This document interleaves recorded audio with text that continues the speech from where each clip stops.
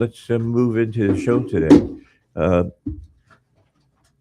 Enrico had some surgery done on one of his eyes. That's why he looks like Moshe Dayan, except that he's not sitting in a tank right Yeah. now. He If teased you were yesterday he in a was going to tank, call you you'd look that. like him. Oh yeah. You'd be looking like him. That's pretty good. I like that. Justin saw me this morning. He's like, Moshe.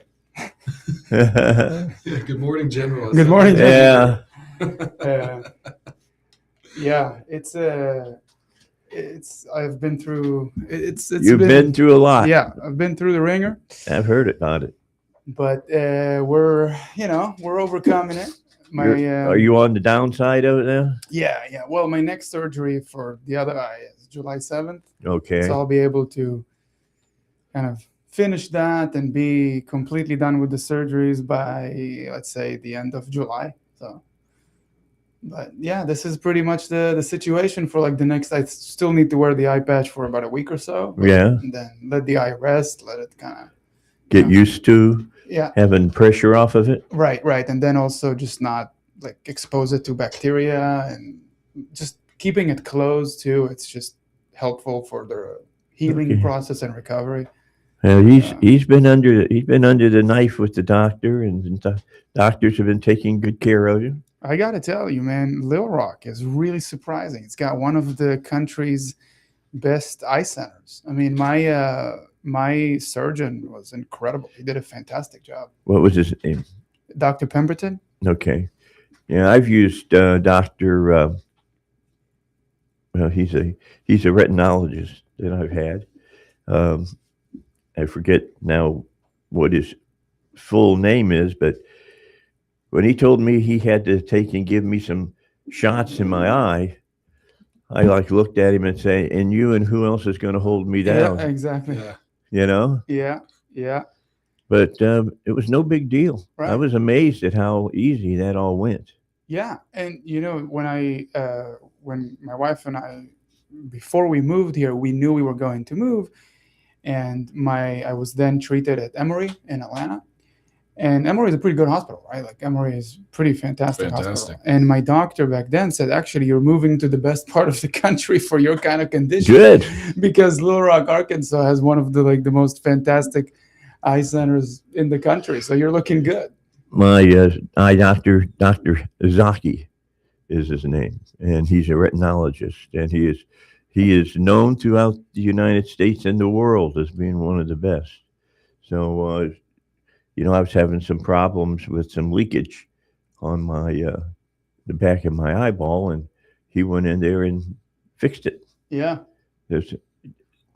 It was weird. I mean, he used a laser on the back of my eye, and it was amazing what they did for me. You got rid of them. Stuff. I had laser eye surgery done on my eyes in 2006 while I was living in Israel, and Uh-huh. yeah, I mean, it was an easy experience. Although I always tell people the one thing I wish they would have prepared me for was it was just LASIK eye surgery. Although back then it was, a newer. Yeah, they're procedure. going to give you 20/20 vision. Yeah, Mhm. in Israel at the time, it was not considered an elective procedure, so it was covered by your health insurance. Okay. So as soon as I realized that was possible, I went and did it because I had been wearing contacts and eyeglasses since I was 3 years old. Any problem as And- far as your eyesight giving you dry eye or anything like that? No, never. I never had any complications. The one thing I wish they'd have told me about the procedure, though, was about halfway through it.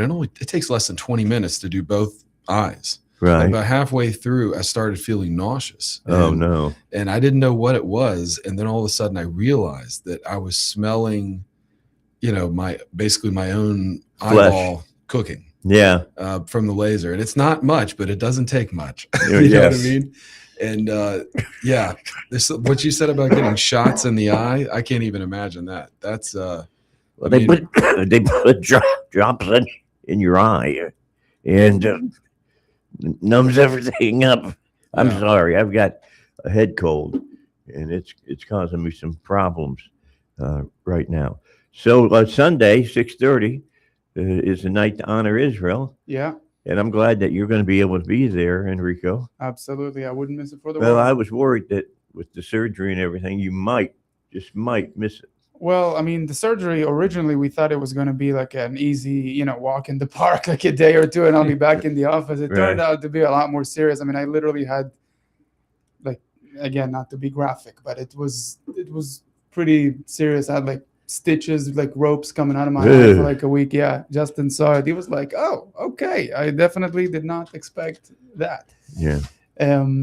But you would have had to drag me, you know, in the hospital bed to come to this event because it is by far the biggest, collaboration effort of the year for us. This is really, I mean, look, when you think about it, our fiscal year ends at the end of the month. So July 1st begins a new fiscal year for the Jewish Federation of Arkansas, and we chose to end the year on the highest of notes, which Yeah, is you a did. collaboration with our Christian brothers and sisters, Jewish National Fund, a Lot Regional Council, which I know Richard Summers is going to be here as well on the show, and Gadi, of course, an Israeli hero, Operation Yonatan or Entebbe. Um, this is, I see that you have his book here. Yeah, they sent me a copy Yeah, of it. and I got to tell you, Richard is holy cow, what a guy. Yeah. I talked to him one time for about 45 minutes, and it felt like a 4-hour conversation. Like, he gave me so much information. That man he is something else. I mean, those people in Israel are very blessed to have him working on their behalf, because he's so good at what he does. And I even told him during this one phone call I had with him, about 1 or 2 minutes in, I could tell how much information he was giving me. I said, Richard, I'm just going to go ahead and record this call. Yeah. Because I didn't want to miss anything. And I could tell he was going to be such a font of information, and he is. Yeah, for Americans, he's like, guys that flew off the aircraft carrier and bombed Tokyo. Hmm. And he's the same kind of a guy, like Yeah. Doolittle was, Yeah. And I've been lucky enough in my work that I did with the Air Force to meet some of the greats that were flyers. They every year in the Air Force, at least they did up until I left. They had a gathering of eagles, and it was like Gabby Gabreski, the World War II fighter pilot, and they had Tibbets there who dropped the atom bomb on Hiroshima, and it's been interesting to meet those people. Yeah. And how seriously they took all of that. Yeah. One of the reasons why we have such a great relationship, many reasons, with someone like Richard Summers from a Lot Regional Council, when October 7th happened, and he talks about it, right? He talks about what happened on October 8th, basically, right? That next day, thousands of Israelis that had to relocate from the Gaza envelope area and the surrounding towns had to move to his area, to his region. Now, keep in mind, they don't have the infrastructure, right? Like, they literally don't have enough milk in the grocery store for the tripling of the population right now, right? So here you have Richard Summers kind of taking point, leading the whole this operation to move things from the entire state of Israel, saying we need help, right? Like, I have babies that are coming here, families that need food, medical supplies. The level of innovation and innovative thinking. When I tell you, the term thinking outside the box. Yes. Richard took that box and threw it to the garbage, and he created a new box, and then he also thought outside of that box too. Like, that's basically how creative he had to be in his Justin, help me out here, like the actual professional term for like when you move foods and goods and He's facilitating everything. Yeah, right. The transfer, like the transformation, the transition, and how do you move? Let's say you now need let's say fruit. You need fruit in the grocery store because you went from having 5,000 people to 30,000 people within a night, like overnight. Just tripled, quadrupled your population size. You need cherries from the Golan Heights to be moved into southern Israel overnight, right? who gets the trucks, who volunteers the time, who does all those things, and he coordinated that. While, by the way, he was also helping the war effort, right? Because there's And an why he actual was fighting off the people who were Yeah. attacking you all. Exactly, because also keep in mind his region is right on the border with Jordan. Yeah. And that border is not that protected. Yeah, and before all of these people were displaced, the focus of my conversation with him was on the need for bomb shelters, their desperate need for bomb shelters there, and Mm-hmm. that each bomb shelter right now costs about 100,000 US. And even before this happened, they were already in a dire state with regard to needing to retrofit things, because the existing bomb shelters they had in the area when they were built were meant to hold maybe 50 to 100 people, and now they need to hold 250 to 350, or something like that. And so when I asked him, well, where are you guys, when I started to get the idea, the picture he was giving me, and just how dire it was, I was like, okay, if you could give me a percentage, where are you guys at on the capacity you need to be at Right. in terms of just the bomb shelters, no other resource? Right. And he hazarded a guess, 10%. I was like, oh my God. Yeah. 10%. That's, and hopefully he's got a better number, because this is a few months ago that since we've talked. And I won't mention any names, but we have a very generous Arkansas family who contributed massively to that specific effort. Mm-hmm. So even Arkansans are putting their money where their mouth is. Yeah. And of course, Agape and, the Yes. Christian community that's Well, helped build Agape built a bomb shelter for a Right. area, didn't they? for Richard. Yeah. Yeah. For Richard. Richard calls, and again, I have to say his name and I have to give him the credit, because it's his saying and I just adopted it. He calls Arkansas, as an Israeli, right? Says, Arkansas is an oasis of sanity. That's what he calls it. and I stole it. And I say, it is absolutely an oasis of sanity. To an Israeli, it To an absolutely looks like an oasis of sanity. Think Yeah, about that's someone why I'm like chuckling. Richard, who's more worried about what's going on in the U.S. than what's going on in Israel. He told us when we were talking to him a few months ago, he said, I'm actually more concerned about you all in the U.S. I'm not that concerned about Israel. Israel will be okay. We'll be fine. So, Yeah, and what Richard means by that is more or less that we're used to dealing with the things we're used to dealing with. But Correct. he was talking about specifically like us combating the rise in anti-Semitism here. Like that's not something we're used to dealing with, seeing Hamas flags waving on campuses and stuff like that. I mean, it's wild though. When you meet this guy, he's one of those people that you swear has discovered somehow there's actually 36 hours in a day and not 24. Yeah, he's you're like, how can been one on my man- show before. Very interesting. How can one He man was- coordinate this many things logistically So- in a day? Justin, the first ever show I think I did Crazy. with you, right? It was with Reagan Well and Richard Summers. Yeah. Oh, was it? Yeah, that was the first ever show. But back when they were here was it November? Was it October, November last year? Yeah, it was back in 2025. Yeah. So that was actually my first ever time on the show. And Reagan, by the way, is he's on vacation with his family. That's why he can't join us. But he sends his love and support. Reagan Well with the Jewish National Fund has been an incredible partner of ours.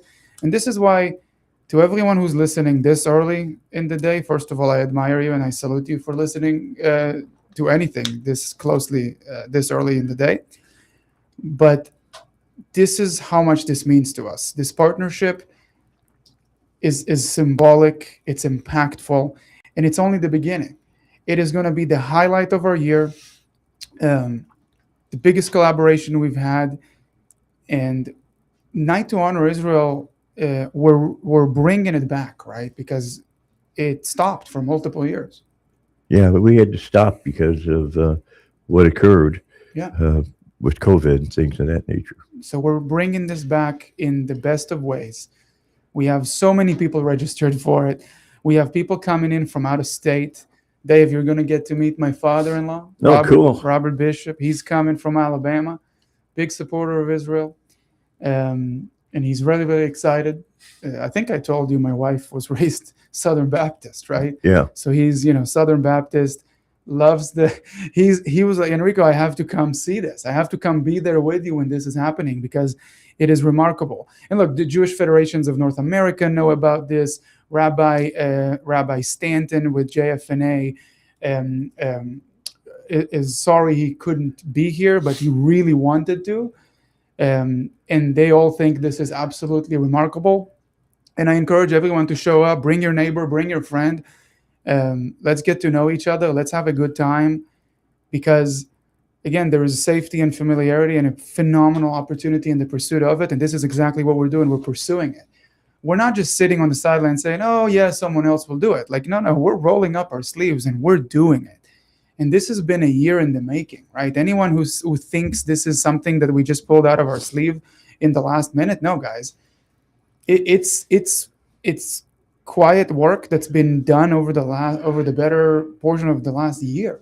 Yeah, Scott, I tell you, I've been riding this back about when we were going to have another night because I remember it was the last one we had, and Sarah Huckabee Sanders spoke at it, and I remember her talking about going to the museum in Tel Aviv and talking about when you walk in there, the first thing you see is this whole big mountain of tennis shoes, Right.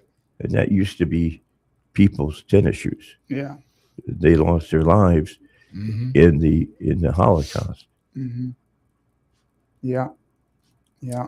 Yeah, it's a powerful image. And with the Night to Honor Israel, you and I talked privately recently about the many reasons we have to honor Israel. Yeah, Because we might say, of well, course. why should we have a night to honor Israel? And do you need to go to a break now? I'm going to go Okay. to break. I was Well, going when to we come just back, tell I'm you, gonna give can you you a hold reason. that story for us? Absolutely. All right, we're going to take a break. Then we'll come back with more. We've got Justin here. We got Enrico here. We're going to tell you more about what's coming up on Sunday. You'll want to be at Agape Church to take part in this because it's a special night.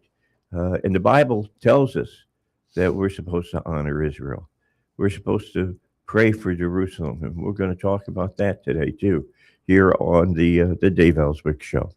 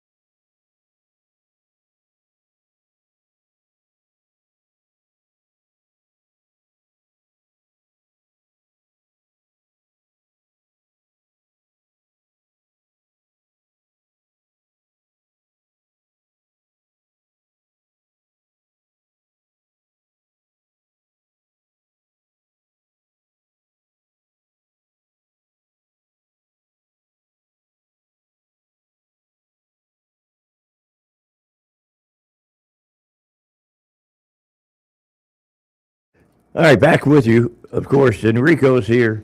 Justin's here. We're talking about what's going to come up on uh, Sunday night, starting at 6:30, over at the Agape Church, and there's going to be a night of celebration and honoring Israel. And I know you haven't heard that much about it. That's by design because of the way things are today, and uh, dealing with the anti-Semitism that occurs not only in other areas of the world, but happens Mhm. here in the United States as well. So, but don't show up thinking you're going to cause problems, because that's not going to happen. No, we're gonna have a wonderful night. And as I was saying before the break, there's many reasons we could be, we could honor Israel. Yeah. As you mentioned, the Bible, says that Bible commands it. that people will be blessed, Mhm. those who bless Israel. Yeah. And I want to give you an even shorter sentence, though, from the Bible. Okay, now this is in one of my favorite prophets, Okay. Zechariah, as we say in Hebrew. And if you look in your English version, this is going to be Zechariah 2:8. Okay, in our Hebrew it's 2:12. Slight numbering difference, but it says Ki anogea bechem nogea bevavate. In English, that means whosoever harms you, Israel, harms the apple of God's eye. Yeah, that's the truth. You're harming the thing most precious to God. And the reason I love that single sentence so much is because it has been proven true over and over and over for 3,500 years. You and I talked privately. I did a little game on ChatGPT where I asked it, how many peoples throughout history have been effectively erased, their cultures, language, religion, And there's a lot of them. by just 5 empires? Okay, Right. Egypt, the Greeks, Romans, Babylonians, and Persians. Those Right. 5 empires. And it's dozens of Mhm. peoples that no longer exist, whose languages haven't been spoken in thousands of years, religions, their gods haven't been worshipped. And here we are speaking the same language, worshiping the same God, the same practices, traditions, for hundreds and thousands of years. And we didn't just survive one of those empires. You We survived all of them. All of them. Mhm. It's unthinkable. How could we have done that but for God? And that's, as I said, one of many reasons why Mhm. we could be or should be honoring Israel. Well, That's I all. always mention this to people on the show. I'm glad you brought it up. And that is, if you want to have a proof text about believing in God, just look at Israel. Yeah. Just look at Israel. They shouldn't be here, but Yeah. God protects them. And He warns you, don't be messing them around. Yeah, I think I told you that, privately before off air, that I when I moved to Israel, it wasn't for religious reasons. It was really just for cultural reasons. I just loved Israel. I loved the people, the place, the language, the food, everything. And I became more religious through actually my military service, because I started to realize at some point, it clicked with me that I was now a participant in the history I've been reading about. Yeah, all my the way whole back life. to Abraham, Yeah, right? that I'm now a Jewish warrior, just Justin, like remind me, Joshua. were you already speaking Hebrew back then or not? Oh, yeah. Okay, because I was gonna say, can you imagine this? How old were you? Like 20. When I moved there, 24. Can you imagine a guy like a 24-year-old dude from New Orleans, Louisiana, moving all the way across like 7,000 miles to the other side of the world? Can you imagine the? I wouldn't even call it because for someone like you, I wouldn't call it. It's not a cultural shock, but it's almost like because I mean, you knew what you were going into. I mean, you had the background, you had all the, but imagine they're like, oh wow, okay, this is because I mean we talk all the time. Today in the car, right? In the car, I picked him up. This is what he does. Even though he and I are Israelis, like we Israelis to each other, like how guys kind of give each other a hard time. Yeah. So in Israel, it's just with everyone, and it's not just a hard time; it's just blunt. Like you don't have to try and be politically correct. You don't have to try and be diplomatic. You don't have to try and like be polite about anything. Like just say it as it is, right? Right. Like we don't have time for whatever. Just say it as it is. So we're in the car, and I was making fun of Justin because he tells me, because I drove, right, and I'm blind in one eye, right? Like I don't have a. So he's like, hey, bro, I've been meaning to ask you, and all good, right? And he like tries to like backtrack it and like sugarcoat it and soften it. He's like, are you okay to drive? And I start laughing, and I'm like, bro, you could have just asked me, like, are we cool, bro? Like, you good to do this? Like, that's it. But that's how, moving from one culture to the other, even though he knows that he does not need to be polite with me. He knows that he does not need to be diplomatic. He doesn't need to sugarcoat anything. Like, he still did it, right? So imagine him going to Israel as a 24-year-old guy who was born and raised in New Orleans, Louisiana. And look, I mean, this is New Orleans, Louisiana we're talking about. We're not talking about New York, Baltimore, or even Miami. Not a lot of Jews, yeah. Hold on, we got to take a break. Let's do that, and we'll come back to talk further about this on the Dave Elswick Show.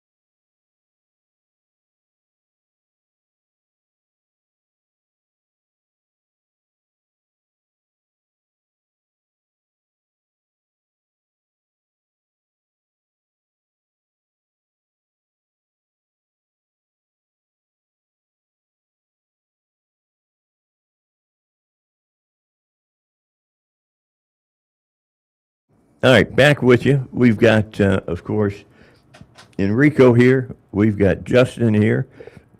They're with the Jewish Federation. We're reminding you about the big event coming up on Sunday night, 6:30, Agape Church, and it's a night to honor Israel. It was started, if I'm not mistaken, by Happy Chandler, Right. who used to be the pastor over at Agape.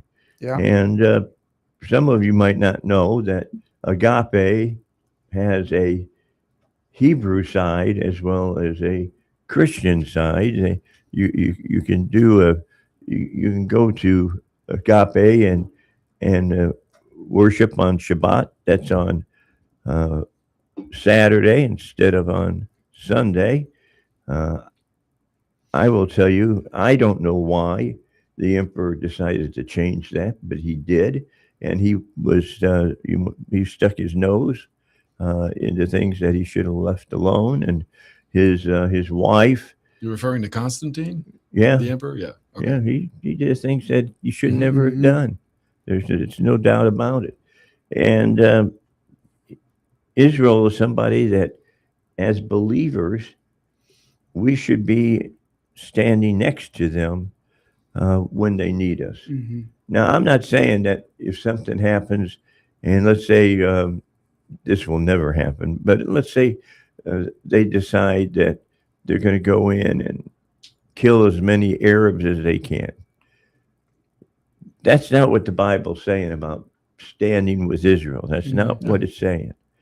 Uh, but I think basically, um, unless you run into that, there's nothing Israel can do that I wouldn't agree with, because they're trying to wipe them off the face of the earth. Mhm. Yeah. It's Well, interesting to see that. Yeah. People have asked me how I feel about this, the community over at Agape, and as you mentioned, they have a Hebrew option where you can go there to a service on the Sabbath. Well, we as think we Jews think do. that's where that's when God gave us the Sabbath. Right, It was Shabbat. That's and of for course. whatever reason, we went along with the emperor and let him tell us that no, it's not on Saturday. You're going to meet on Sunday, named after the sun god, the first day of the week, Yes. and we're there right now. Well, people have asked me how I, as a Jew, feel about what they're doing over there, and Yeah. I don't have a problem with it. I mean, in today's world, post October 7th, we need all the allies we can, and those people are not only are they not mocking our tradition or disparaging us in any way, they believe they're honoring us Yeah, and honoring our and their tradition. So yeah, me personally, I have no problem with it. because that's where Christianity comes from, folks. Yeah. Jesus was a Jew. I keep trying to remind you that you got to get a hold of that and believe in what the work they did. He Yeah. didn't come to get rid of the Jewish faith. He came to complete it, he said, and that's what he's done. Now, as far as Justin and Enrico are concerned, we have some differences in our belief systems, but the main people in those beliefs, I mean, Abraham and Jacob and all of them, Mhm. they're all heroes to Christians as well. I Yes. am right there with Justin, and I absolutely see only positives in a Christian leadership church like Agape, recognizing and acknowledging its Hebrew roots, to break roots. Yep. I think it's admirable. I think what they're doing is walking right there with us, alongside us. And Yeah, and look, I can tell you, I taught Hebrew for 10 years, 9 in Baton Rouge and 1 in Little Rock the first year we moved here in 22. And so I love teaching Hebrew. Obviously, you don't do anything for 10 years unless you love it. And Yeah. I was a volunteer, by the way, doing this while I had a full-time job, obviously, other commitments. But I did it so long because I love it. And if you're asking me as a Hebrew language educator for 10 years, am I for more people wanting to learn Hebrew? Oh, it thrills me that anyone, I don't care if they're Christian or what, just want Mhm. that more people want to learn Hebrew. I mean, I speak, apart from English, 6 different languages. Really? Hebrew's one of them. I've always been an amateur linguist, and there are not that many Hebrew speakers in the world. I speak French and Spanish. There's hundreds of millions of French speakers. Hundreds and hundreds of millions of Spanish speakers. There's only 15 million or so Hebrew speakers in the whole world. Like really truly fluent. And so more people that want to learn the language, I'm all for it. Well, there's something we do in our life group. We have Steve Hess and we have Billy Miller come over to our life group and talk about future things to come and when Christ is going to come back, and we explain it from how the Jews see it and how Christians see it. It's different, Yeah. but we still love each other.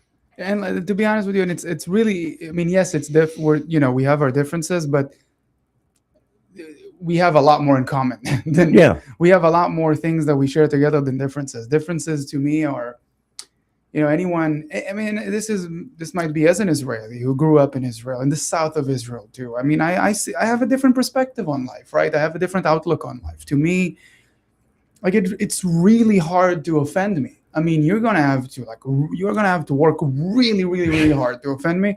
And even then, I mean, I'm probably just gonna be like, you do you, man. Yeah. Like, great. Like, where are the areas where we can work together, right? People tell me, not even about agape, just in general. Ever since I moved here, I mean, we're talking 12 years ago now, about different, Christian congregations, and about some of the issues that the Jewish communities around the country have had with them. And I realized very quickly that I just have a different outlook on life and a different perspective, because the Jewish American, some of them, not all of them, of course, but some of them would come to me and say those things, and I would look at them and say, okay, and I wouldn't see the issue. And they look at me Right. like I'm crazy. Like, what do you mean? You don't see the issue here? And I'm like, no, I don't see the problem at all. Like, what do you mean? And then I realized, oh, wow, you're so privileged. Like, you're that privileged that this is an issue to you. Like, you think that's an issue? You think that's an issue?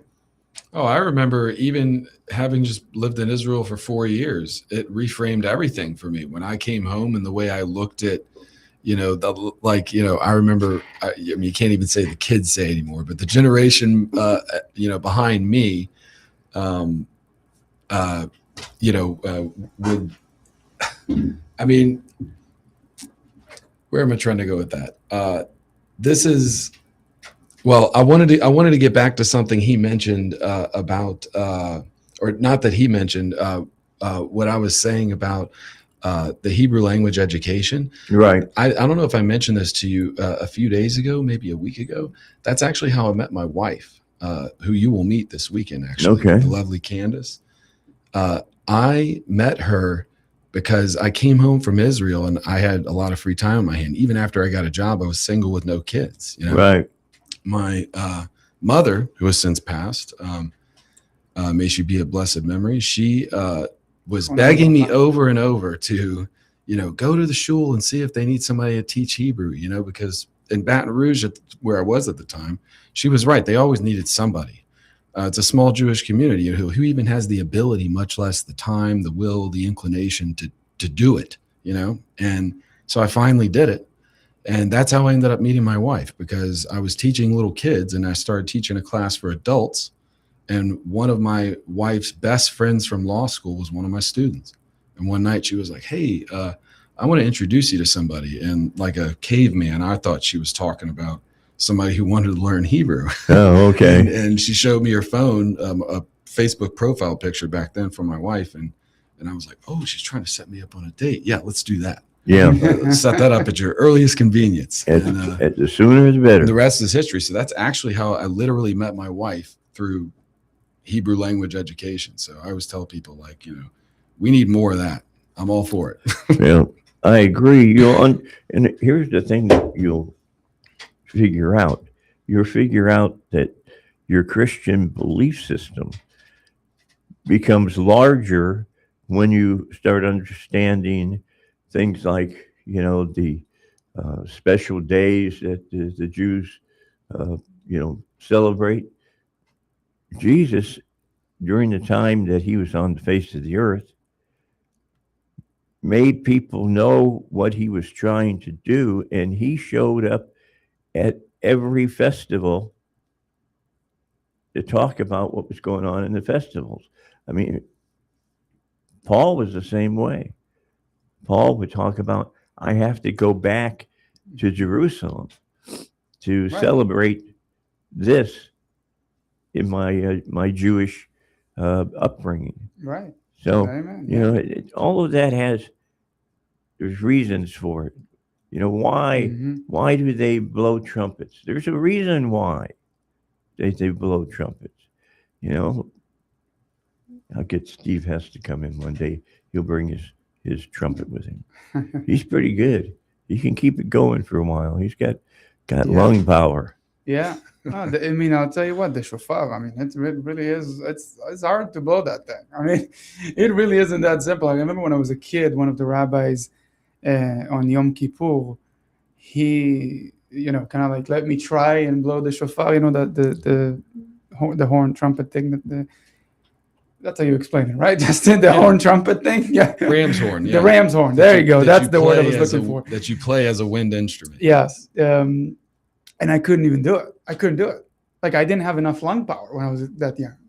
And I couldn't do it. And I remember looking at it with so much admiration. You know, you're like this, you're a young child, you're a young kid, and you see the rabbi, you know, with this long ram's horn, and it's like, you know, and it's such a, I don't know what about it. It's so powerful. Oh, I could tell you at the end. So a friend of ours, he actually taught my brother. He teaches at LSU. His name's Dr. Beck. He's a teacher at the School of Music there. My younger brother John was one of his students years ago, and he is a renowned shofar expert. And Oh, wow. he every year he would play the Tekiah Gedolah, the last like long note. Okay, he could do that for. It seemed like it went on for 3 minutes.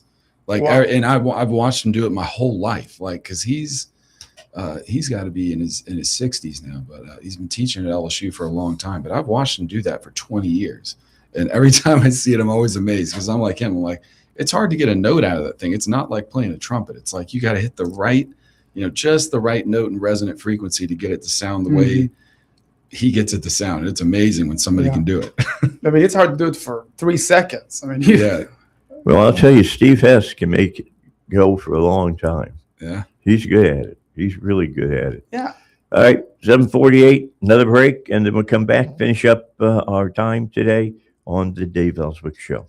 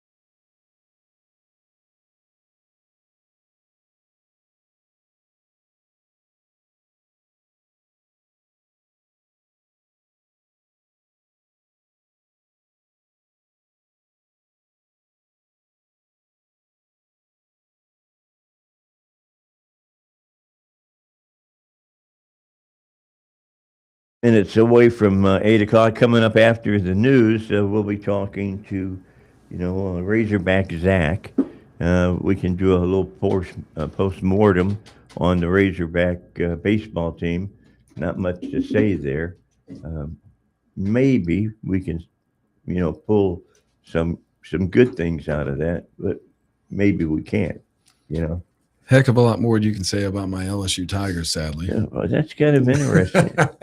they do well at LSU. The baseball program's been on tough stead for a while. The guy who's the head coach, he's been there forever. Like Van Horn has been here forever. Hmm. I think Dave Van Horn, if next year they go back to Omaha and he gets to the championship game, I think he'll be done with coaching in Arkansas. He'll be ready to retire. Because not everybody can win Hmm. a World Series. I'm sorry. No, it's tough. One team is standing at the end. Uh-huh. Yeah. No, I mean, it's unthinkable that as a kid growing up in Baton Rouge, Louisiana, that I got to see, my team, the LSU Tigers, win half of the titles in one decade in the 90s. Every time I think about that, I'm like, that's crazy. That's pretty nuts. There's 130 D1 baseball teams. In one team won half of the titles in one decade. It's crazy. It is not easy, no. I'll tell you what's not going down with Razorback fans right now, and that is that UAPB went to a super regional, and the Razorbacks Good did for not. them. Yeah. It's not easy to get to the super regional. They got to the super regional, played Troy, got waxed twice, Yeah. got beat. But they can look straight at the camera. They can look at the fans and say, "Well, we got there. You didn't." Oh, yeah. Mhm. Good for them. Only Yeah, one I team at the agree. end there, I agree. That's a good thing. That's Yeah. great. It's an unforgettable thing for UAPB, Awesome. Let's see if they can do it again next year, though. Dave, I wanted to say something to all the listeners. Yeah. Come to Agape this weekend. Come celebrate Israel with us.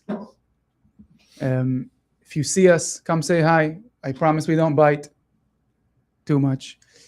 Yeah, I will say, when you meet Enrico, he very much is a sabra. That's what we call a native Israeli in Hebrew. And a sabra it's a cactus fruit that grows in the Negev desert. Yep. And so why would you call a native Israeli a sabra? Or refer to them as a cactus fruit? It's because they're very prickly and abrasive on the outside, but they're soft and sweet on the inside. And so that's he very much fits that sabra mold, where he can be very, prickly on the outside like a typical Israeli, but soft and sweet on the inside. Do you guys find it interesting that over in Israel, there's a lot of the archaeologists that don't even believe that David exists, that he was really a king of Israel? That is insanity to me. Like it's delusional. I don't know. I mean, David is probably, and Justin knows, this is Justin's expertise and background, but King David, Shepherd David, Goliath, David and Goliath, like probably is the most well documented biblical character in archaeological context in Israel ever, right? I mean, there's so much proof for King David's existence. Like, how can you deny that, right? Yeah, other people in our tradition that go back further, I can see where they might say, oh, that person could be not one person, but Could be a composite. A composite, an amalgam of 2 or 3 different people because it goes back so far. But no, but David HaMelech, as we call him in Hebrew. Yeah, no, it's there can be no question about that to us, at least. Mm-hmm. Well, and people from archaeology will say, we haven't found anything that tells us that David was really alive in history. We've not found any tablets or anything like that. Well, then wipe out about 2/3 of history. Yeah. Because they don't have a lot of history on people that we take for granted. Man, it's like I was telling you in that conversation like a week or two ago about the amount of peoples who have been wiped out throughout history. Yeah. There's if you ask ChatGPT, it gave me a list of like 30 countries who we only know they existed because it says they were wiped out by someone else. That's literally the only thing we know about them, that the Babylonians wiped them out, or the Persians, got rid of them. And we know nothing else about them. We know their name, and that's it. So no, it's incredible that, as I mentioned to begin with, that our tradition has continued all this way virtually unchanged. Well, that's why it's one of the big songs in Fiddler on the Roof Mhm. tradition. When I on Friday night, okay, when I say the Sabbath blessings in my home with my family, more or less, I'm saying the exact same things word for word that my ancestors said 100 years ago, 500 years ago, 1,000 years ago. It's all the same and it's unbroken. Going back to David. It's really amazing. It Can't really deny is. it, and if you deny it, I'm going to be very suspicious of you. Yeah, we and your feel intentions. sorry for you if you Yeah, I don't feel believe it. sorry for you. So come see us, guys. Come, talk to us as we begin our new fiscal year. There's a lot we want to capitalize on and leverage on and build the momentum, continue building the momentum. If it's the Interfaith Security Council that we started talking about back when we did the FBI active shooter training with Agape, if it's join interfaith youth groups to get to know each other better. Look, I worked on college campuses for years. I can tell you that by the time the kids get to college, it's going to be a lot. It's going to be 100 times harder It's going to be a battle. It's going to be an uphill battle. Yeah. So if we can get the kids before they get to college, right, to learn about each other, become friends, again, share the commonalities and celebrate our shared values together before they get to college. That's, I think, half the battle. And then by the time they get to college, now all of the organizations that work on college campuses, their lives are going to be much easier. I think together is the absolute way forward, Dave. And I look forward to this Sunday. Yeah. Seriously, it's I'm going to be a looking forward to it. fantastic event. The last time I went was quite a few years ago. Like I said, stopped happening because of COVID and things of that nature.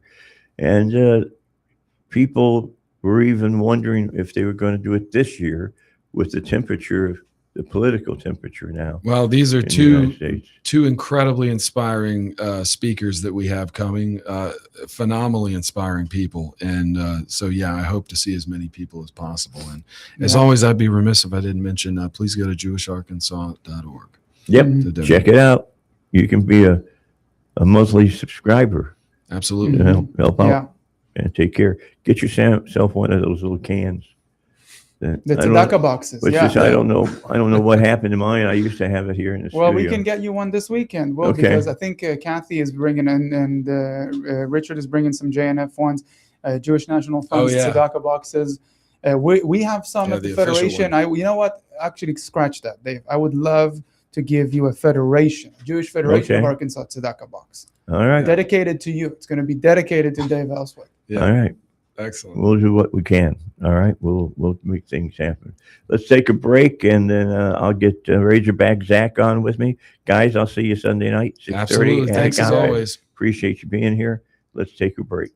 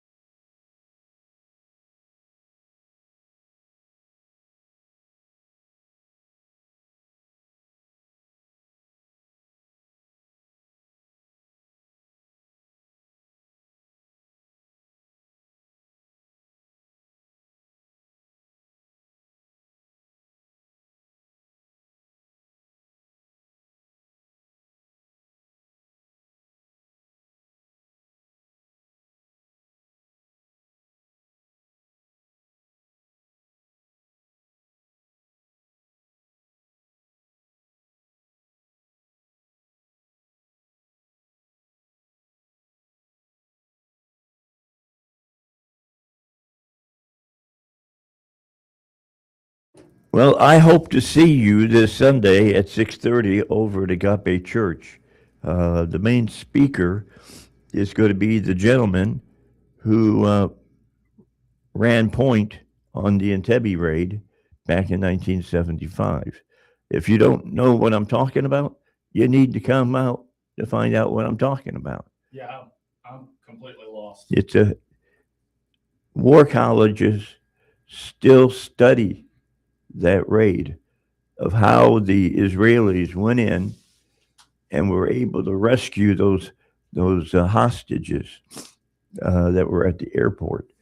And don't forget that that was Entebbe, the Entebbe airport over in the land of Idi Amin at the time. And he didn't love Jews by a long shot. There was only one person that lost their life in the Entebbe raid. And it was, I think, the brother of the head of the Israeli government. He lost his life during that raid. That's the only death that happened, Wow. and it's amazing. All right. Yeah, you want to hear this? Hear this guy coming on, and hear what he has to say. Come on in, Richard. How you doing, Dave? I've punted at the wrong time. We had Enrico, and we had Justin in, and now I've got two people from the Federation that are here. Can you talk politics for a little bit? That is, Dave, that is not my arena. I leave that to The I leave question that is, to Dad. can we talk baseball? Do we have to? We can talk football if you want to. I don't want to talk baseball. It still hurts. Yeah, he definitely doesn't want to talk football right now because nobody knows what's going to go out on the field. No. We just don't have a clue. I mean, I would can be happy to talk soccer. Now that's No, we were just another- talking about that. You know, what I say about soccer is, why are people in the United States so in love with a communist sport? Because I consider soccer communistic. You know, that's why they just run up and down the field. Where did that come from? Yeah, just saying. And I understand why they call it football. I understand that. But our football is a whole lot more fun than their football is. Although they're having some great soccer players. You know, bet you they can't make it on the football field, though. yeah, well, I would not imagine to see them playing on a football team. Right. An American football team. So, you know, if you want to talk to me about the World Cup, yeah, I could care less. I don't know jack about soccer, so Here's what I know. They start the clock and it keeps running. Yeah. Means that the game finishes quicker though that way. Yeah. They're running all the time. I give them credit. They're in good shape. You know. Oh, yeah. Yeah. their cardio's very well. We were talking about you in the last hour, Richard. I heard. Did you hear? I did. Was impressed. Very deeply so. Yeah. I mean, Richard is the gentleman James was talking about, who, you know, is building bomb shelters over in Israel for people to have a place to go when the missiles start flying again. And they haven't stopped, by the way. Yeah, no, they really haven't. I'll say a couple of things and I'll connect it up to football and soccer on the way. That I think that what my job has been doing over the last couple of years is a combination of two things. One is just turning around and saying, what do we need immediately? And the other one is to turn around and say, what is it that we need to do in order to be able to keep some semblance of being normal? Okay. And then we get to soccer and football. Because in the end, what we realized is you can have as much food and as many bum shelters as you could desire. We can make sure that people have a home to sleep in. But if we can't do those things that bring joy to our heart, then basically there's no reason to continue. And so throughout this period, even though there's war going on and even though there's incredible amounts of uncertainty, that one of the things that we've been doing is really concentrating on making sure that kids can continue doing sport.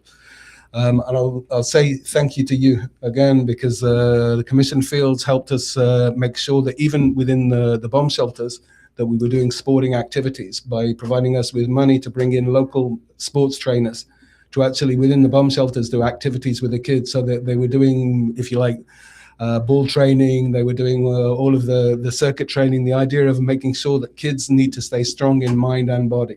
Okay, so when things happened with Hezbollah, for instance, they came into Israel from the north. They've displaced a lot of people over in Israel, and you've been Opening our hearts and homes. You've been really important in getting fruits and vegetables and stuff to places that you didn't need a lot of fruits and vegetables, but now you need a lot of them. It's amazing what the Israelis in the South can do with one drop of water and an acre of land. They can end up feeding 60% of the country, which they have. Richard is a very humble man. He wouldn't say how many thousands of evacuees from the Gaza envelope, from the northern part of the country. His tiny little area has absorbed thousands of people who just simply can't be in their own homes right now.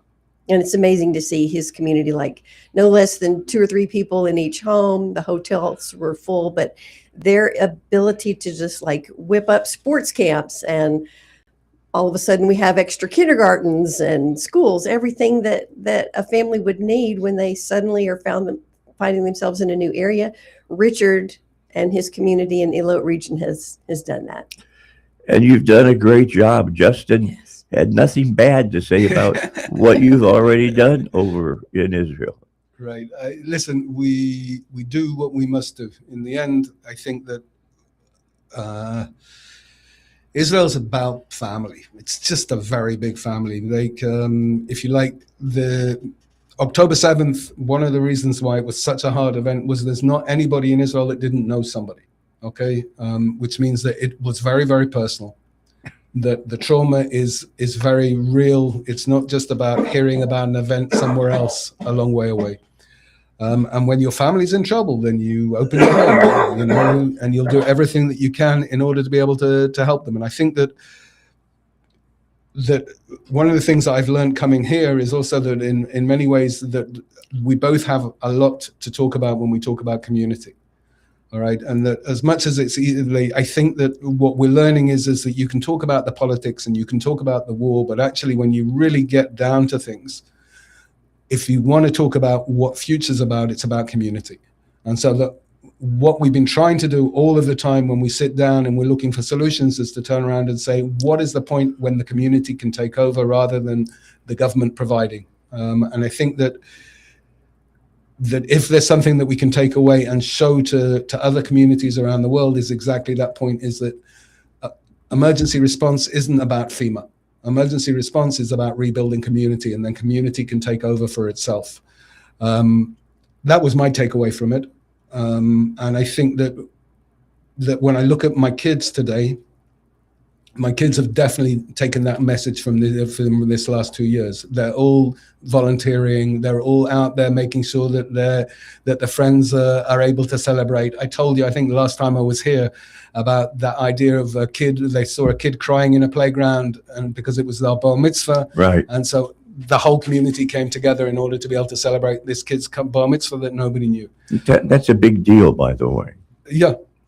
It's like passing from being in childhood to adulthood. Absolutely.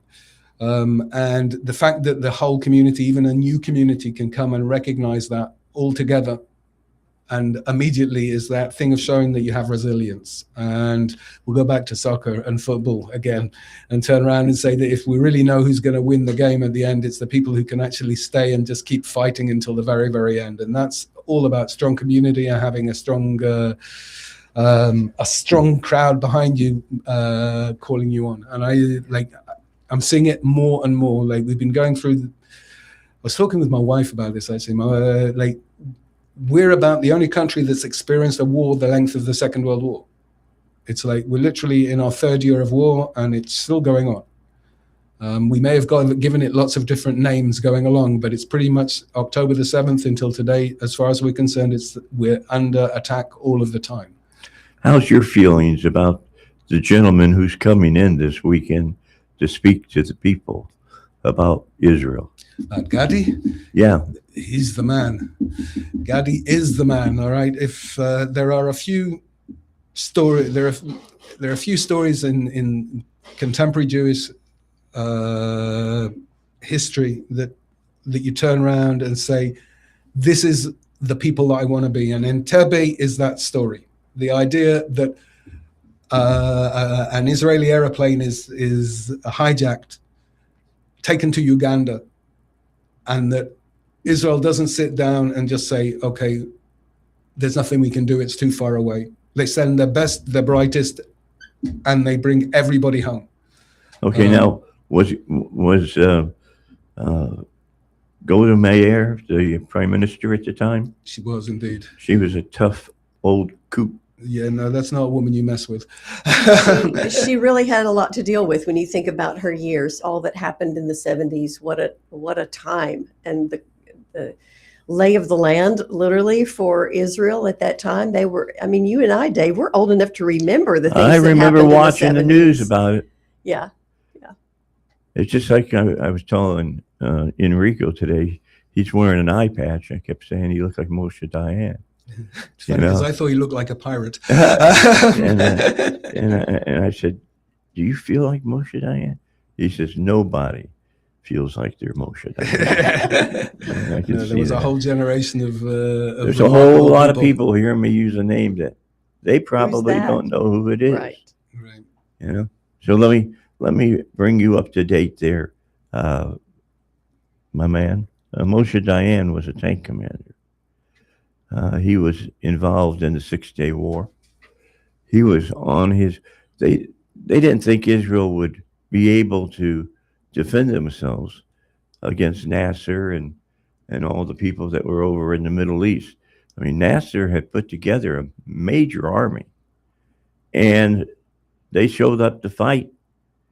And the Israelis fought a whole lot better than the other people fought. And I can remember watching CBS News when it was really a news company of him riding down next to the River Nile in his tank, and he was heading to Egypt. I can see that clearly in my mind's eye. And you know, I was talking to Justin when I was in the military. I used to go every year to a thing called the Gathering of Eagles, and what that was some of the all-time great pilots in history in the military.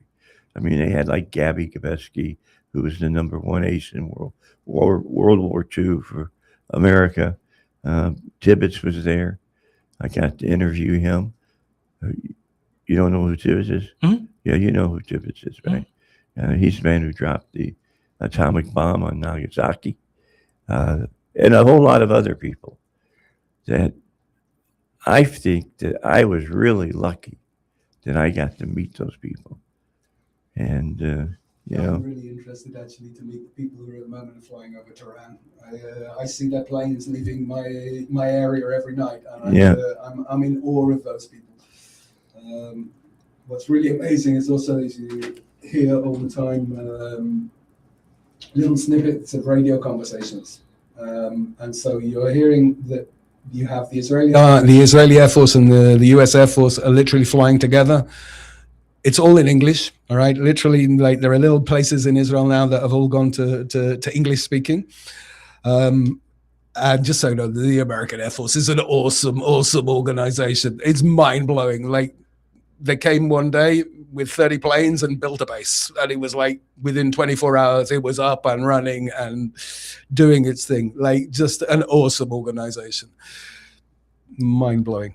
Cap Arnold was a pretty smart guy. Yeah. He's the one who started the U.S. Air Force. All right, a break. Then we'll come back. We'll do more here on the Dave Elswick Show. Hey, Dave. So sorry. We're No, stepping you're fine. on You're you. fine. I'll come back next week. Okay. There's really nothing to talk about. It's just going to be me bitching about NIL. Yeah. Yeah. Man. Get feeling better. I'm sure hope I do.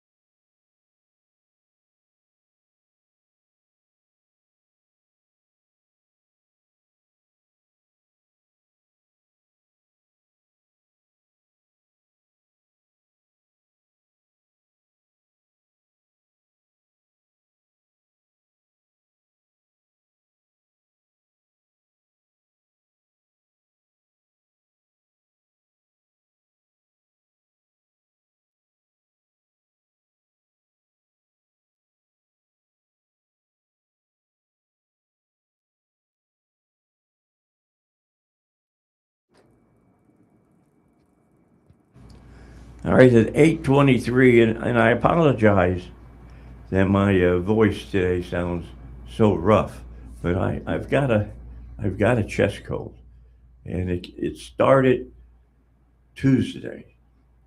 Now, by the time I got to Thursday, it had fully blown into, it's like watching a hurricane. You know, it starts and you can see it building steam and getting stronger. And now I'm at the point where, when I leave here today and go home, I'm going right back to bed. Yeah. So I can get Best some place for rest. you. Get some rest. But I wasn't going to miss today getting ready for the night to honor Israel. I wanted to Thank you for talk that. about that. Yes. with everybody. And if you're a believer, you need to be there. You really do. If you'll steep yourself in some Hebraic thought and teachings, you will be better off for it as far as your belief in the Messiah or Yeshua. For Christians and for the Jewish people, this is simply the lens that God used to speak to the world. He chose a people for himself, chose a land that he loved. Even at the time of Abraham, the land as we know it, the people, the Jewish people as we know it, didn't yet exist, but God had a plan. And so if we love what God loves and value what he had in his heart when he and his friend Abraham were first starting out, And they were friends. that's the lens that God has chosen to speak to us through. So when we disregard that lens and we disregard the language, the culture, the land, the geography, the archaeology that has proven it, all of those things, then we're not using the proper lens. So we're not going to see things the same way. We're not going to understand the same things if we're not looking through the same lens. So I can't tell you, Dave, the value that I've had just in my few years of study, and from Scott, his years of study, the beauties in the Word of God from the Hebrew. You just aren't going to see that in English. Well, here's the key. A lot of people don't understand that when Christ was walking the face of the earth and he was doing miracles and things of that nature, he did them on the days of festivals. Right, And there's a reason for that. right. And you'll be a better believer if you know the reason Right. he did them on those things. I mean, when he turned the water into wine, everybody says, "Well, what's so, why the big deal of doing that?" Well, it goes back to, the festivals, and that he was expected in history to turn water into wine.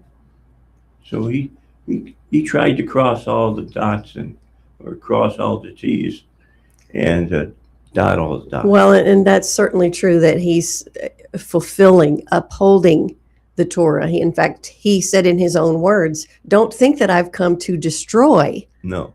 the Torah, but to uphold it." Not in the sense of like completing it, check the box, it's over, but in the sense of upholding it, endorsing it, living it, showing you this is a walk.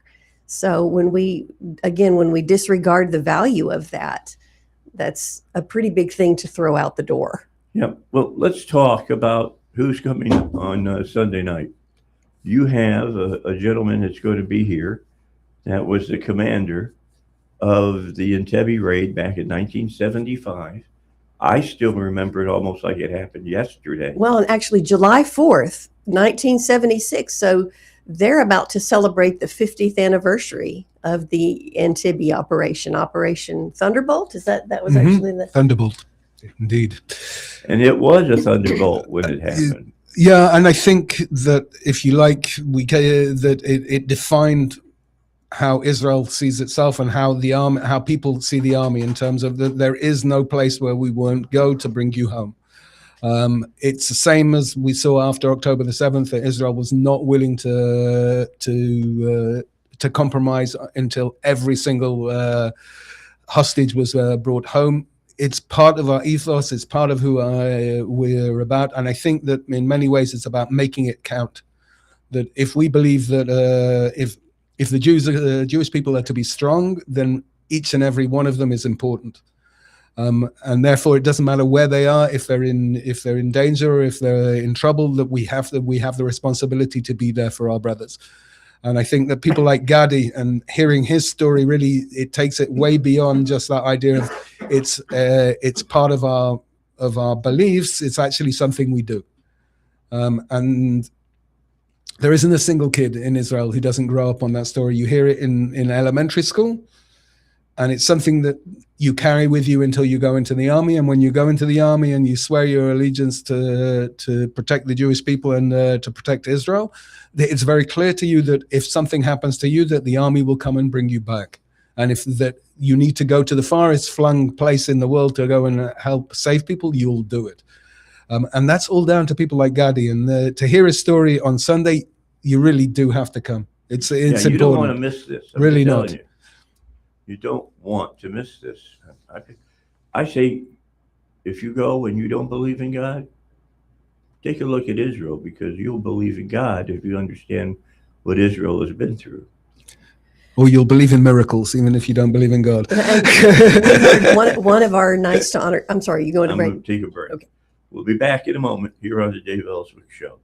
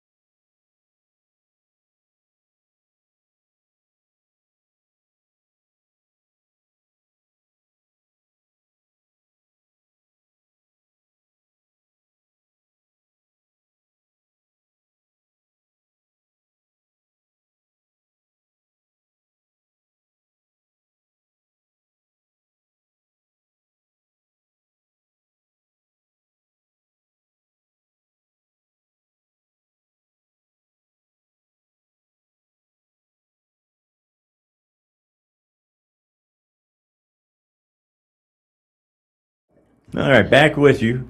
I was just sitting here talking with my friends, and I contend that both of these folks are my friends, and we've done a lot for Absolutely. me, Kathy, and you've come on the show every time you're in the area. It's always great to have you here. Dave, I wouldn't come to Arkansas without visiting you.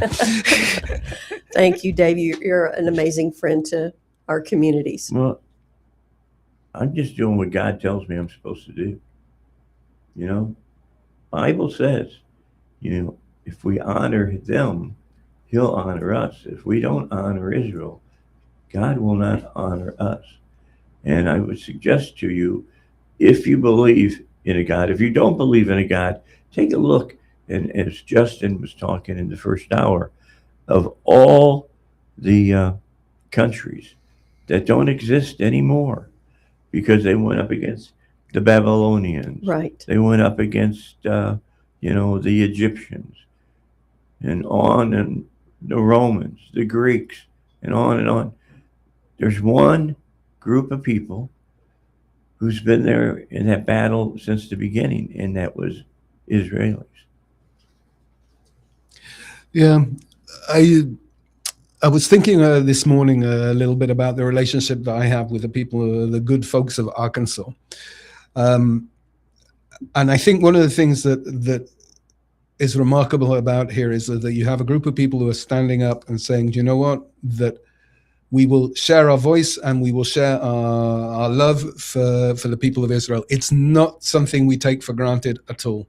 We've been feeling very alone, and there's been not a few occasions where when I've been sitting late at night trying to figure out what the next step is, that I know that I can hear your voices and I can feel your love. And it's a really important thing when you're sitting in a very dark place, that knowing that there are people out there who care and hear and feeling their prayers is not something that you should take lightly, and you feel incredible pride, because in essence, you're the strength behind us. And I'm not saying this lightly. It's very difficult when the place that I grew up in, the UK, I know that I have no support there anymore. That I look around the people of Europe and understand that they've forgotten the stories of 70 years ago. And then I get a phone call from Kathy, who's telling me that people are asking about how I am. Yep. And I don't look at it as how I am. I look at it that these are people who really care about the place that I live. And Well, we pray a lot massive. about Yeah. you, Richard. We really do.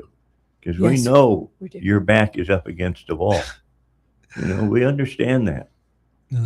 About 8 fronts. So he's in a slice of a corner surrounded by 7 fronts of a battle, and we can't let the U.S. or Arkansas be the 8th front. And that's what's really important for you to understand about Entebbe. During Entebbe, they flew in a C-135. And every place they flew over was a country that hated them. And if they had knew what they were getting ready to do, they would have shot them down out of the sky. But God, like a mother hen, put his wing over top of them and kept them safe. And that is one of the great stories. It absolutely is. Military. It is. And I've heard high-ranking military officials of the U.S. say it is still considered the greatest military operation in history, the greatest rescue operation in history, for sure. Yeah, they went in, they rescued everybody.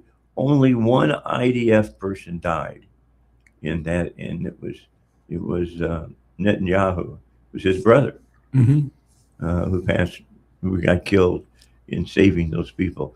I still don't understand how they got the information through to all those people in that airport that they're going to come in, and when they say down, hit the floor. And they hit the And floor. stay down. Yeah. They went down. Now, you've been around for a long time over in Israel, Richard. Have you served in the IDF? Yeah, I was a combat engineer for like I did 3 years of compulsory service, and then I was 20 years doing reserve duty. I still do reserve duty. No longer in my original unit. I'm now doing it in civil defense in my local community. You know, in Israel, the army service is for everybody. We all do it. I told the story about, I don't know if I told it here, but we have 3 Bibles in my house. Okay, the first Bible belongs to my wife, who received her Bible when she went into the army in the 8200 intelligence unit. I have my Bible that I received when I went into the army, into the combat engineers, and now my daughter, who's in the Air Force, has her Bible. Now she's only 16. But she's already in an Air Force program where she's studying aeronautical engineering, so that when she goes into the army, she can start working on the on F-35s or whatever they need. Nowadays, to clean a windscreen on an F-35, you need to have a minimum engineering degree. Amazing. So in Israel now, they take it very seriously about making sure that kids are ready to be able to do what they need to do when they get into the army. I think there are 2 things that I took away from my army service. I think the first one was suddenly that feeling of that, okay, I have a huge responsibility here, that I have that thing that turns around and said that I'm no longer I no longer exist because of the goodwill of the people around me. I defend myself, and I defend all those people whose name I'm armed in. And the other side of it is to turn around and say that we have a huge amount of responsibility to act as good and moral people. That when you have a weapon, that the first thing you need to understand is that there's a purity of arms, that you only use it when it's necessary. And I think that one of the hardest things that's come out of this particular conflict at the moment is the blood libels. The idea of turning around and saying that Israel is acting in a non-moral manner in the way that it's fighting its wars. It's fighting its war against a group of people who believe in mukamane. I don't know if you know the term, but it's basically that idea of turning around and saying that survival is winning. Okay, and therefore you can do anything in the process, which means that if you destroy your own country in order to be able to, for your ideology to survive, then you destroy your own country. And in essence, Israel is being blamed for the actions of Iran and for the actions of Hamas and the actions of Hezbollah. And I find it extremely saddening that we're seeing a whole generation of people who don't recognize the fact that somebody out there is just lying to them. It's Well said. It's difficult to see, and it's even harder when you've been in those places. So I've been to Beirut and I've been to Gaza City. I understand what's going on. And that you have generations of people or students in colleges who aren't able to even hear the truth is a difficult thing to say sometimes. Well, if you go back and go to YouTube and look at the kids that are being brought up over in Gaza, Mm-hmm. and hear, well, what do you hope to grow up to be? Oh, I want to grow up to kill Jews. These are kids that are saying that. Yeah, we made some mistakes, huh? You could say we've made some mistakes, but I have been in Israel where certain days of the week, a particular hospital in Holon, it was unloading Palestinian children and families for free medical treatment. They literally would provide the transportation from Gaza to to Wolfson Medical Center. Doctors would perform surgeries together. Both Arab and Jewish doctors would perform surgeries together. I met many of those doctors, walked through units where children were recovering, went through clinics where children were being treated. So I've actually seen how Israeli Jewish people were treating children in Jerusalem, in Holon, in the areas surrounding, and providing the transportation to get to that medical help. So you can't tell me that's, that the Israelis were not treating everyone fairly when I know you're not hearing the whole story if you're saying that.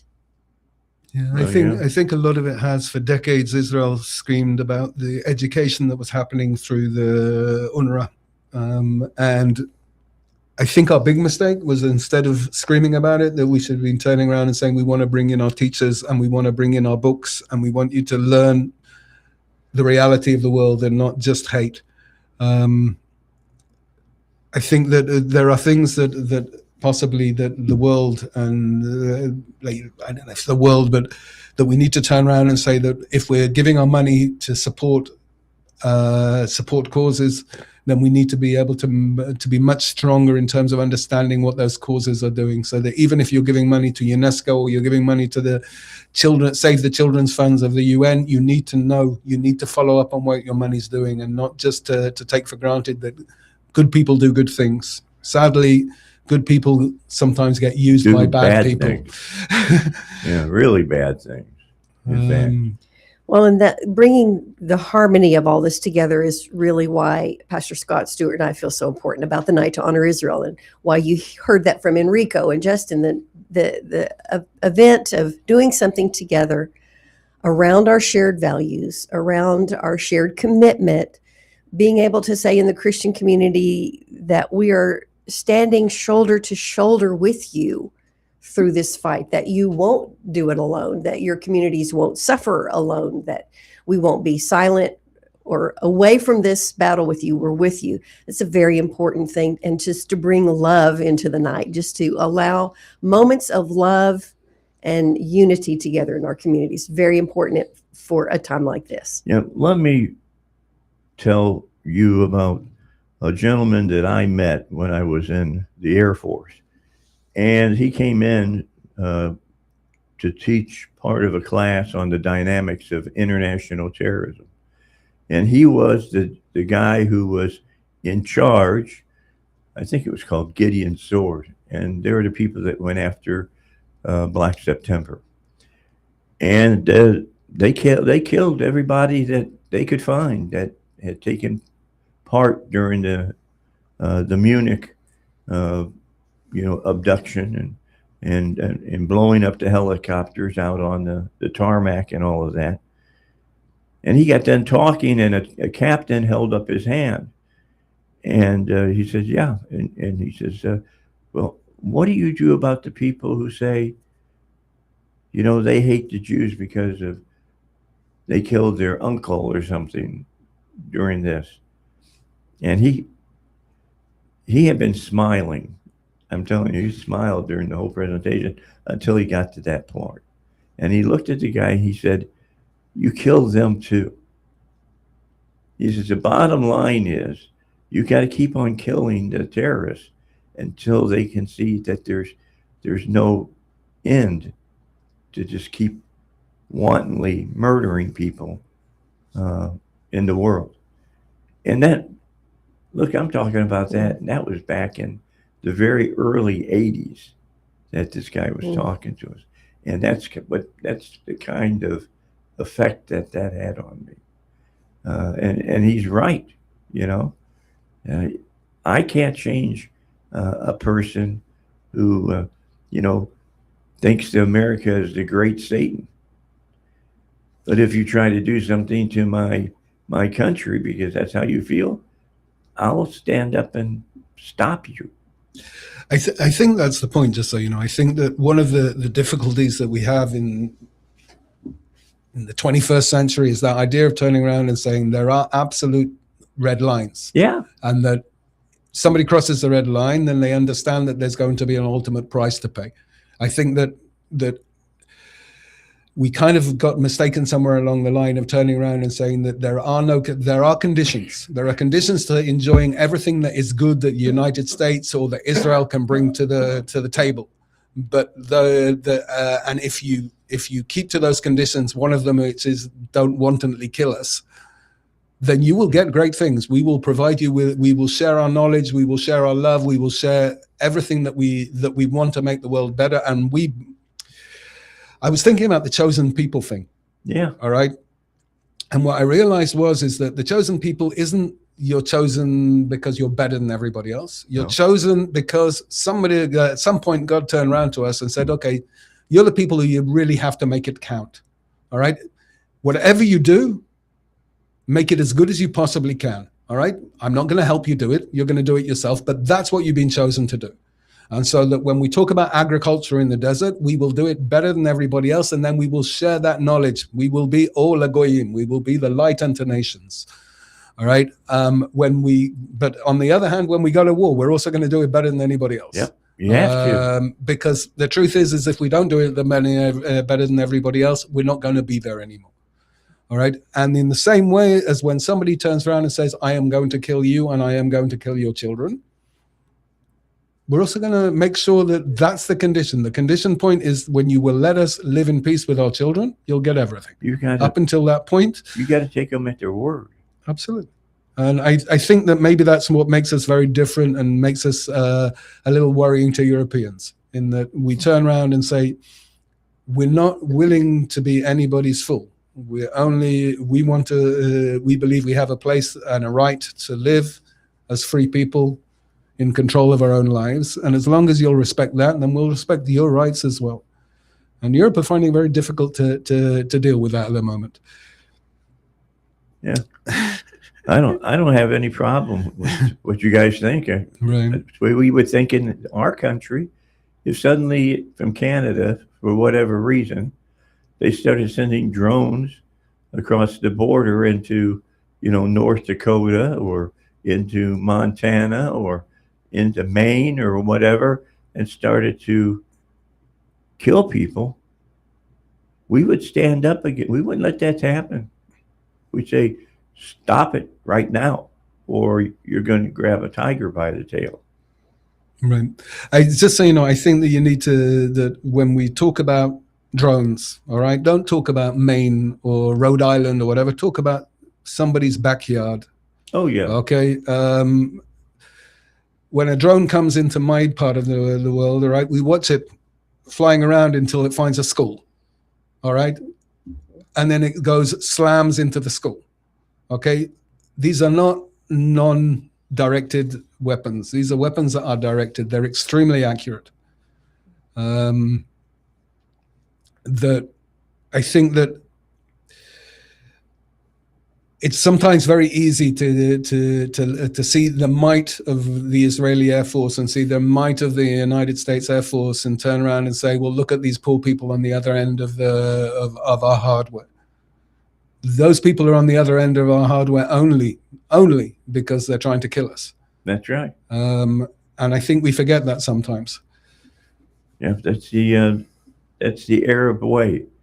Kill as many Jews as possible. Absolutely. And eradicate the nation of Israel. Right. And I think that we try to bring up our kids to turn around and say that love is the most powerful thing. Okay, but I also think that within that also we have to understand that respecting ourselves and our rights to live are no less important, and therefore that you don't respect somebody who doesn't think he has a right to live.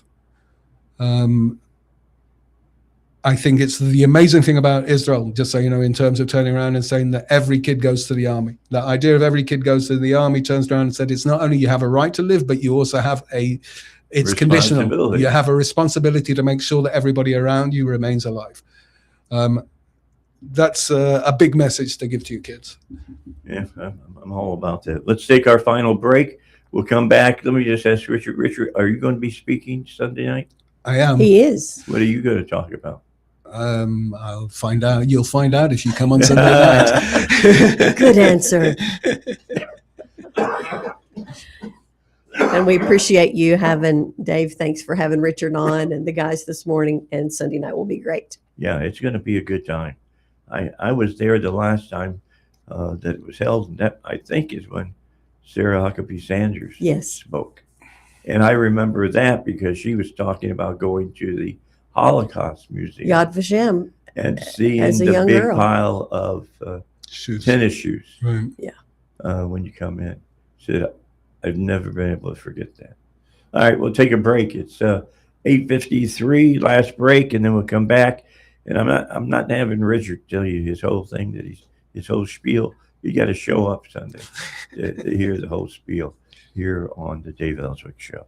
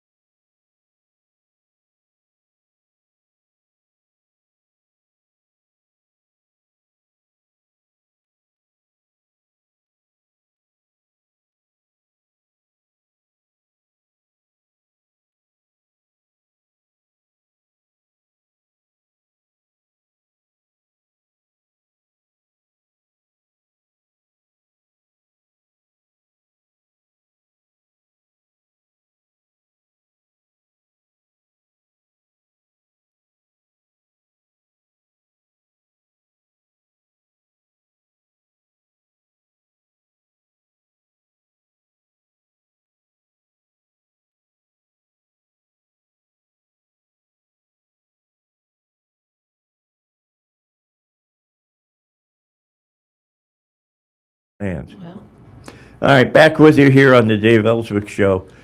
Look, if you understand what's going on over in Israel, you'll have an answer for a lot of your friends that they'll say something to you, and you know before they get it out of their mouth that it's all propaganda. If there's one thing that the Iranians do that they do very well, it's propaganda, and they're always out there saying things that just aren't true.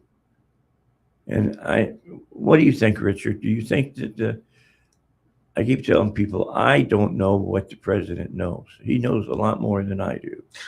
All right, behind the scenes, but you know, he knows that you got to deal with these folks with an iron fist.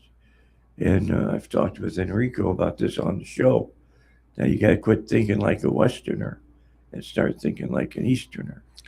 Yeah, you know, the idea of these nations that have a millennia or more of history behind them. Iran is one of those places, Persia, if you like, of that idea of turning around and saying that the one thing that they know it's institutionally embodied within them is the idea of time. Okay, one of our issues living in the Middle East, or no, one of the problems about being a democracy is your timeline is 5 years. All right, or if you're lucky, it's 10 years. We don't think about hundreds or thousands of years. So the first thing that when you go into negotiations with Iran, that you know you're negotiating, the first thing they're taking into account is they've got much more time than you. All right. There's no midterms in Iran. Okay. So Iran can turn around and say, yeah, listen, let's talk about it. Let's do an MOU. Right. All right. I think that one of the remarkable things about Trump is that idea of turning around and saying, I'm not kicking the can down the road. This isn't going to be the next term that's going to deal with this. And I think the other side of it is turning around and saying every time he has that feeling that Iran has gone back into its 1,000-year cycle, he lets the U.S. Air Force power do the talking, because the reality is that time is how Iranians know how to negotiate. We saw it with Obama. We saw it before with Biden. With Biden. Okay, if you give them time, then they will take it, and they won't use it in order to be able to think of a better solution. They'll just use it to let the time go by because they understand the clock is on their side. Up. That's what they do. Right. That's just what they do. Richard will be talking Sunday night.